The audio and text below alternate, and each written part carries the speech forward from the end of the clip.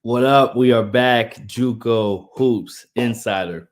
We got a fun edition. I know this guy pretty well. Excited for him. He's had a monster week. First time in the top 25 this season. And he's also just broke a record. We're going to talk about it. They beat two nationally ranked teams in their last two games. And yeah, we're going to bring in my man, Hunter Jenkins from Clarendon College in the building. Yes, Jink, sir. what up, homie? Thanks for having me. Excited to be here. Yeah, it's gonna be fun, man. It's gonna be fun. So let's talk about the Bulldogs, man. Clarendon Bulldogs just beat number 2 Odessa and also had a win before that, but then you also beat Monday, you beat nationally ranked Midland College as well. So 3 nationally ranked wins on the season. You're now in the top 25. A lot of stuff to talk about, but let's just talk about the week first. Yeah, it was good. It was a good week for us. We 2 of those wins were at home, so it was nice to be at home in front of our home crowd. We started off with Odessa last Monday. They got a very, very good team, very well coached, a lot of good players down there. And then we followed that up. We went on the road to Nemi, which is always a tough place to play. We're able to beat them on Thursday and then come back home on Monday and beat Midland again this season for the second time. And they're very, very good team as well. I'm sure we'll see. Got a chance to see some of those guys later in the season at the conference tournament if we keep winning and both make it down the line there. But yep, good last 3 games for us. We're having a good season, but there's still a lot of games left. We still haven't even clinched to make it to the conference tournament yet. It's just a really, really tough region, tough whackjack conference out here. Right. So we still got four big games left. There's still a lot of basketball to be played, but proud of our guys. I'm really proud of the season so far, but I know they're kind of on the same page with me. We still got a lot of basketball, a lot of things left to accomplish this season. Yeah, a lot of national champions have come out of there in that league. Midland, I believe, I know Howard and Midland for sure. South Plains multiple times. Western Texas has a couple. Western Texas. Does Odessa have any of those? I know they've been really high nationally ranked. I'm not sure they have any. I think out of the 9 teams, I think 8 out of the 9 have had NBA players. Yep. And then there's like South Plains has got 5 or 6 national titles. Midland's got a couple. Howard has a recent one. Yep. Western Texas has a couple. And then like New Mexico JC, they got multiple guys in the NBA right now. Yep. Nemi's got guys in the NBA. Frank Phillips has NBA players. Howard's got Jay Crowder. So really good top to bottom, just good programs all around. Good coaches in the league. Good coaches right now. There's been good coaches for a long time in the league. Yeah, really one of the more historic leagues in the country. And Larry Johnson played in that league. Mookie Blaylock played in that league. The list kind of goes on from even the throwback NBA guys. We'll talk about your team in a little bit, but talk about this season a little bit. Clarendon's not a place that's necessarily known for a ton of winning. Mark Adams, the head coach at Texas Tech, used to be the coach there. You guys just recently broke their record, I believe I read, for second most wins in the season all time at 21. Talk a little bit about your place and just this season in general, how you guys have been able to pull it off. Yeah, it's really a good place here. I know it's like you said, maybe not always have the wins or the tradition, but it's a good place. The league has a lot to do with that. We've got a good administration here that really puts us in a good position to be successful. Really good AD. Because like I said earlier, got a really good home court advantage here. The fans really come out and support. Good location. We're in Texas. Good league, not too far from Amarillo. But yeah, like you said, we're having a really, really good season this year. Got an older group. Got a lot of transfers in. Got 2 guys back off last year's team, but really brought in a lot of Division I transfers and a couple junior college transfers. And I think they're a big reason why we're good. It's not anything to do with me. We've got really good players who mainly about winning. They have talent and everything like that, but they just do the little things. They're bought into winning basketball games. They're not here to get their stats. They're not here to come get a bunch of shots. They're doing what it takes to sacrifice and help the team win, uh, which in turn is going to get them recruited. Yeah. I've been pleased with the talent, but they play hard, play together, and really just a lot of it has to do with their parents, their high school coach. They were raised the right way and really taught probably at the high school level, really what it takes to win. Not as much on how many points you score, but whatever I can do to help the team win, whether it's take a charge, get on a loose ball, defending and rebounding. Very, very important to a lot of these guys on the team. Right. Yeah, I saw you guys play in person at Brandon Goebels, of course, Rocky Mountain Jamboree, and saw it then. Like, this is a nationally ranked team, more so because you have enough talent, I felt like, but also because those guys really play together and don't care who gets the credit. And you have a lot of different versatile parts that it feels like you can win a lot of different ways, which you've already proven this year. Talk about kind of your role as head coach.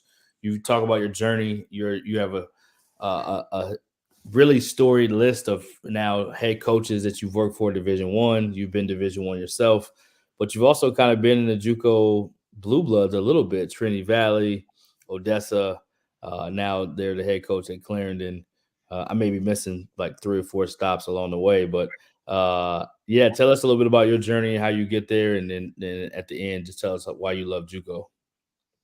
Yeah, I've been super blessed to just work around just some amazing people, but really good basketball coaches too. Got my start kind of as a student assistant for Coach Bucket, who's at Odessa now, and then kind of jumped in from Division One there as like a student assistant at Louisiana Tech. Coach Mike White was the coach who's at Georgia now. He was the head coach at Louisiana Tech, but that staff was amazing there. You had Coach May, who's at Florida Atlantic this year, who's having a really, really amazing season there. Coach Nichols at Radford, who's doing an excellent job over there. Coach Mincy at Jacksonville. Those were the three assistants um, on the staff there, and then was able to stay on with Coach Conkle for a year as a grad assistant there. He's at Tulsa now, and the assistants there were excellent as well. Tony Skin, who's at Maryland. So just being around really, really good coaches, and then them kind of moving on and moving up the ladder too. And then not to mention, I went on to Texas Tech after that as a grad assistant, and that staff was filled with a bunch of really good basketball coaches as well. Mark Adams is a head coach now. Coach Beard was really, really good to learn under. Really good basketball coach. And then obviously Chris Ogden, who went on to UTA as a head coach. Brian Berg, who's at Georgia Southern right now. All of those guys. I mean, I can't. We don't have enough time here to talk about everything they've taught. I picked up from them. Just being able to be around those guys and learn from them. But after that, went right back into JUCO. Went back to Trinity Valley where I started with Coach Furr and Coach Leslie as an assistant there, and we had a really good team, good players. Went on to Hutch that year. I think we were in the Elite Eight that year, and then went back with Bucket when he got the Odessa job. We were able to win the league, win the WAC Jack. My 1 year there had I think 7, 8, 9 Division One players. And then I was very, very fortunate to get an assistant job at Buffalo. I think I was 25 at the time, so something like that, 24, 25. So at a young age, being able to get that job just kind of speaks to people I was around that could vouch for me and put in a good word. And just very, very fortunate to get that at a young age. And then after Buffalo, got very, very, very blessed to get the job here. Very thankful to Mr. Buckholz and Mr. Van Bogart and Mark James and the guys that hired me here 3 years ago, right during COVID. So, yeah, very, very, very. I've learned a lot here too, just being a head coach. I know as an assistant and those other roles I was in, you're doing a lot more recruiting and different things like that. But being able to get my feet wet and learn a lot about myself and helping guys get on to the next level has really been a blessing to be the head coach here too.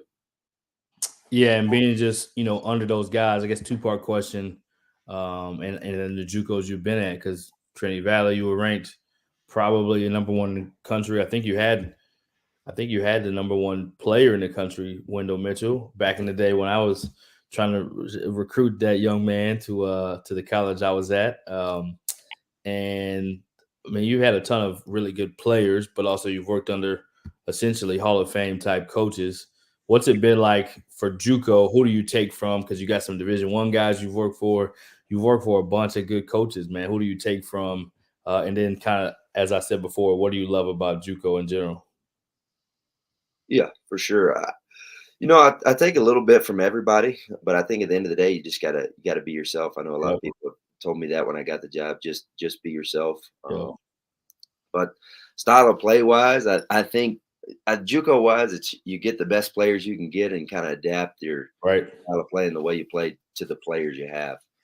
Um, and gotten really lucky this year. We've got good players at every position, like you said. We've got multiple point guards, multiple shooting guards, wings, forwards, bigs. So we play pretty traditional this year, man to man almost the entire game, and then come down, look to get good shots, share the basketball, Right. and then really try to defend and rebound. Just play good basketball on both ends. But yeah, I've gotten a chance to go to Hutch 3 times as an assistant. So Right. that's been awesome. But it's just been around. We've had good players on every team I've been. Got good players this year.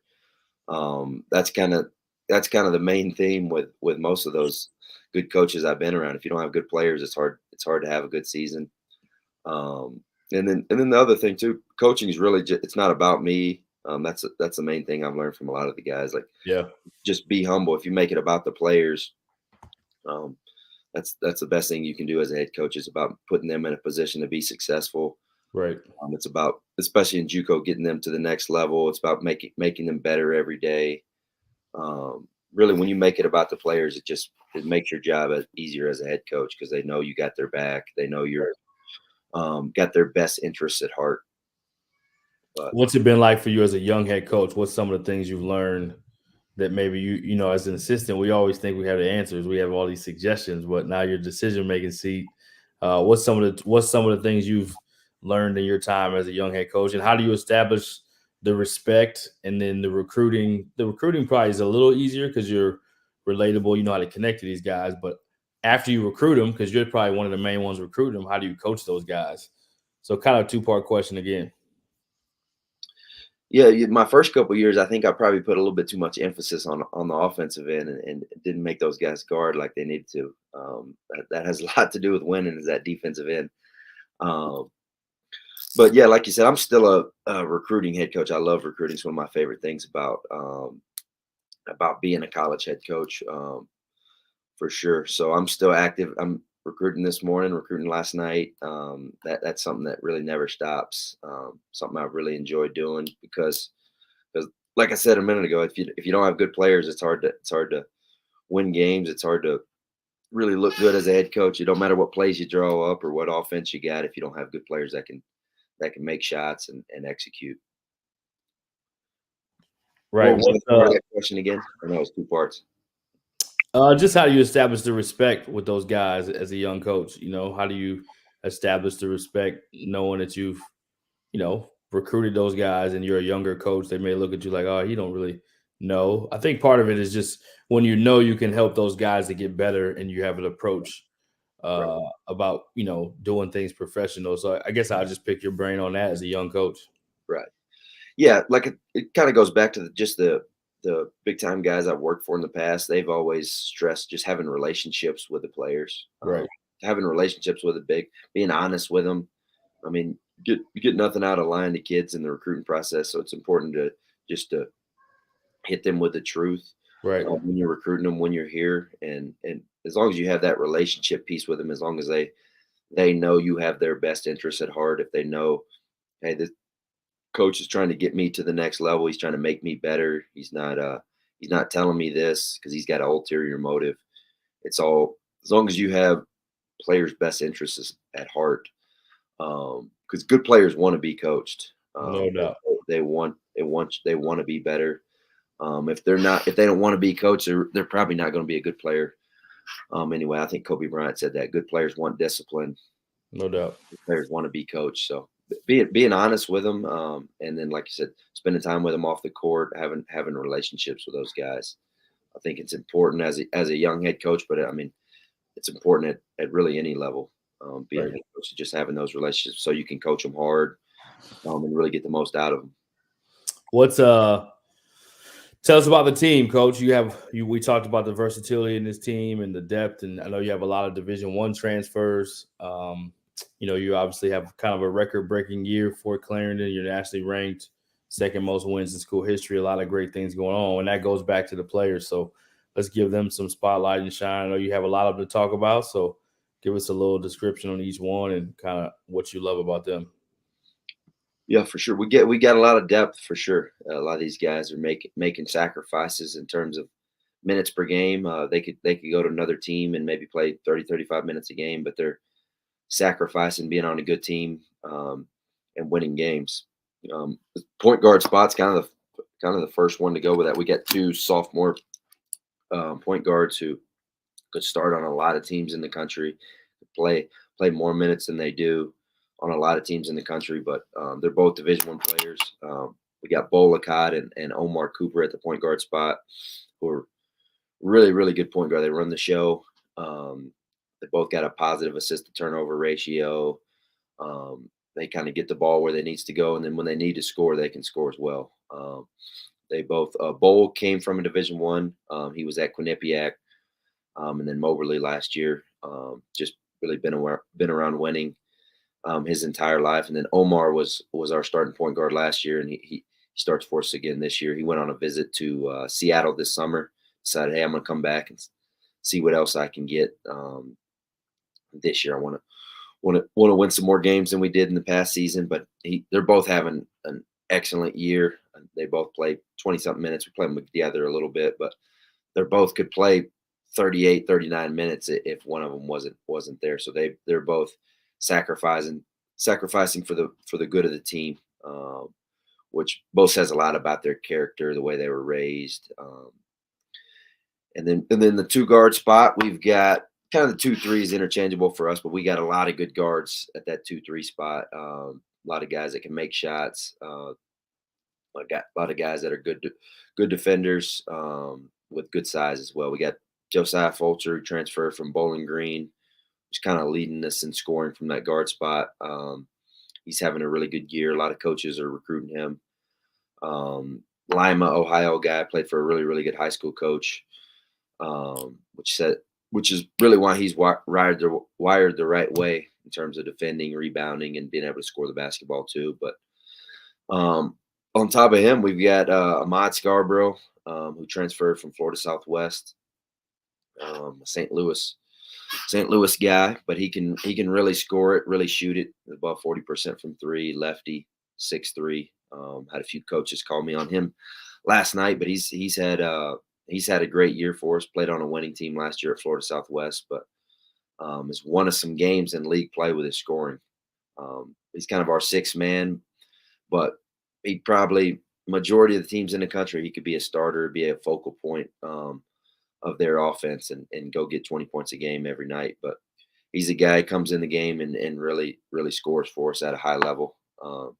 We got Shannon Strickland, who kind of starts at that other guard spot, and he transferred from Three Rivers, Monticello, Arkansas guy, but 6'5", can really shoot it, can play make, just knows how to play, really good teammate, great size.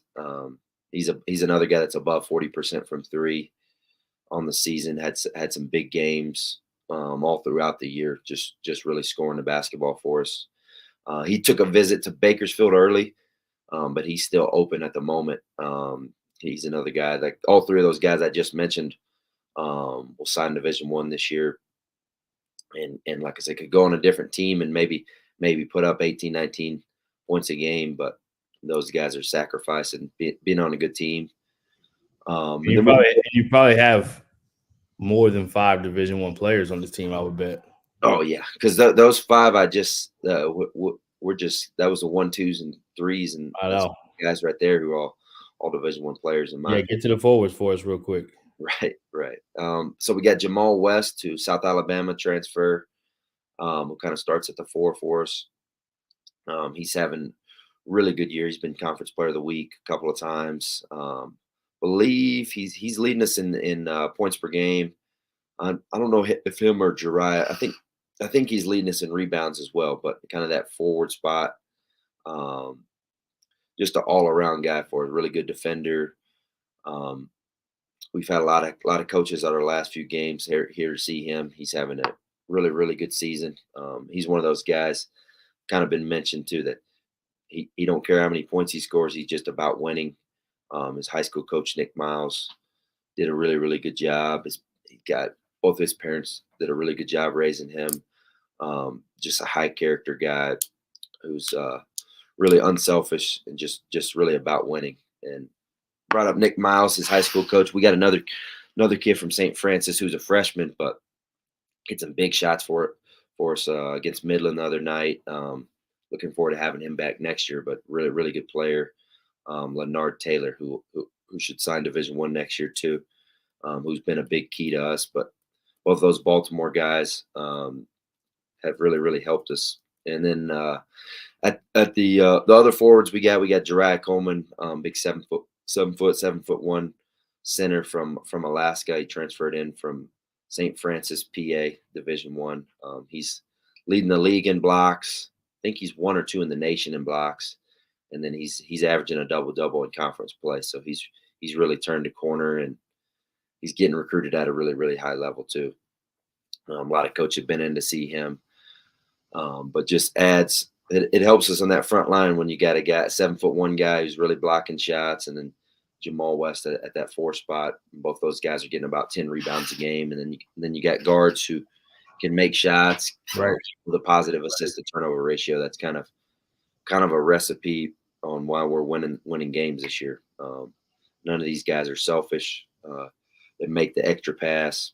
They're really invested in one another. They all want to see each other succeed.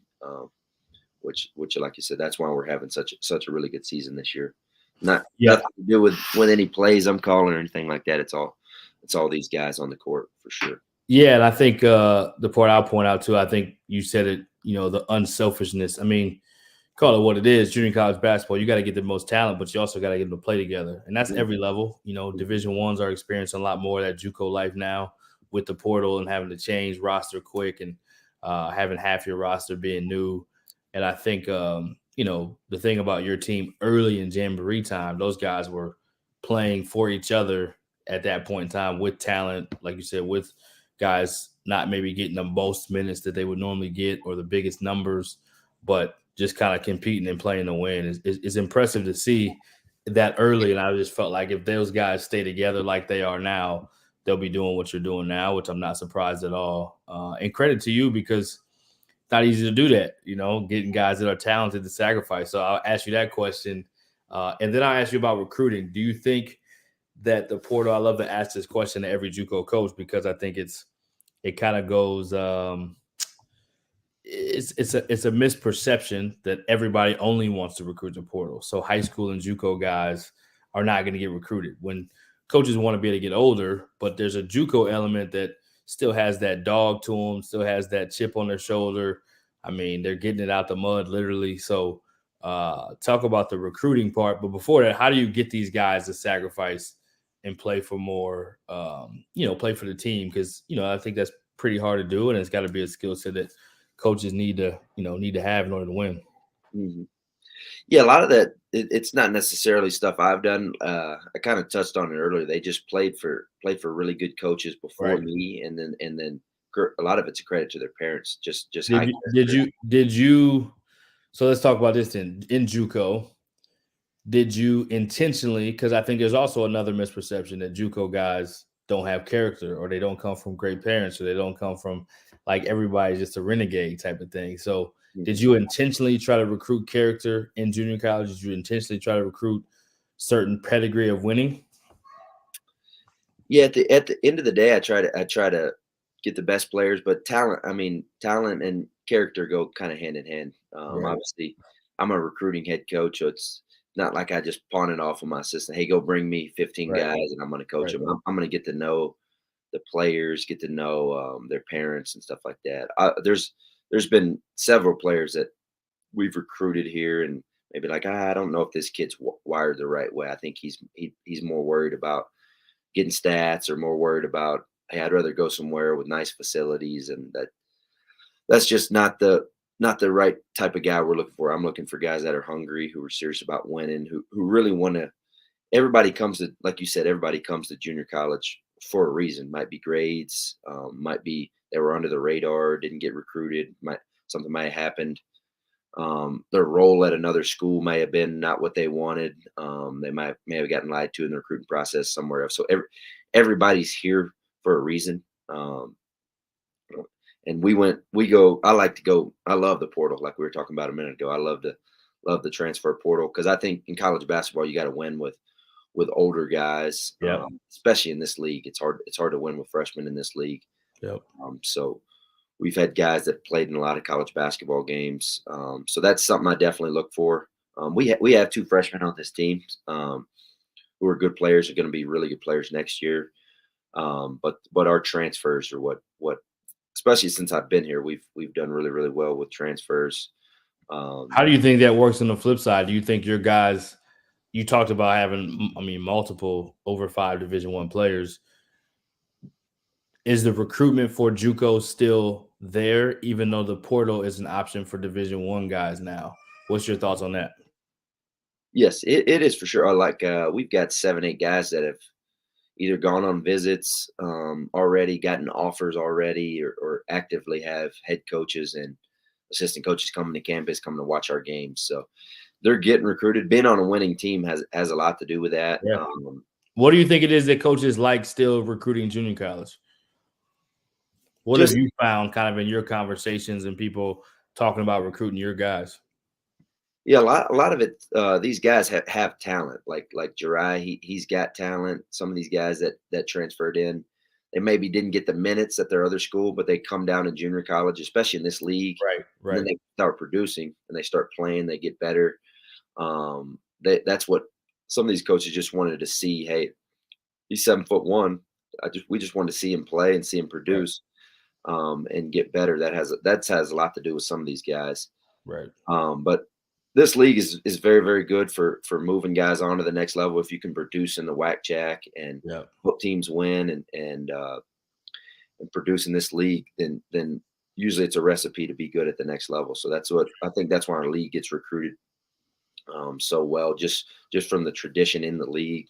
Players and playing against other guys in the league who are like Midland's got several Division I players Monday night. Odessa, double-digit Division I players. South Plains, I think everybody in their roster is a Division I player.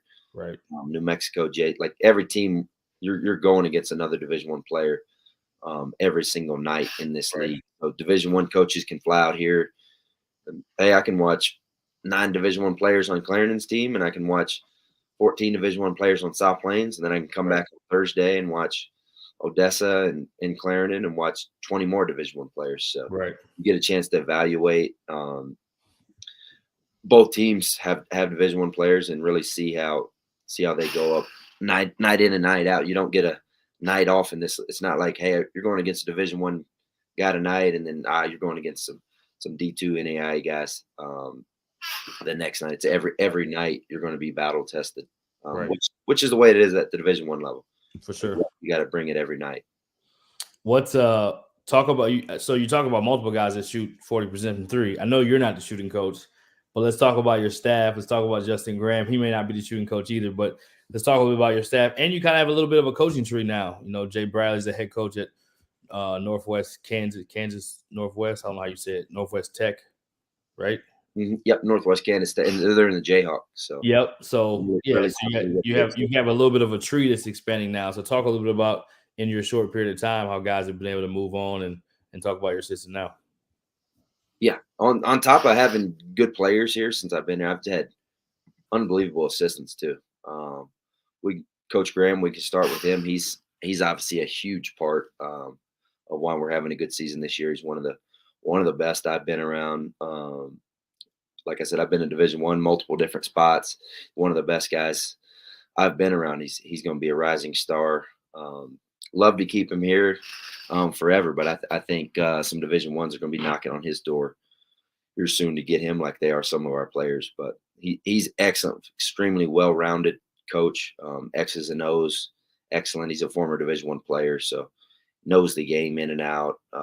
Player development is really unbelievable. Probably not the best. I've been around one of the best.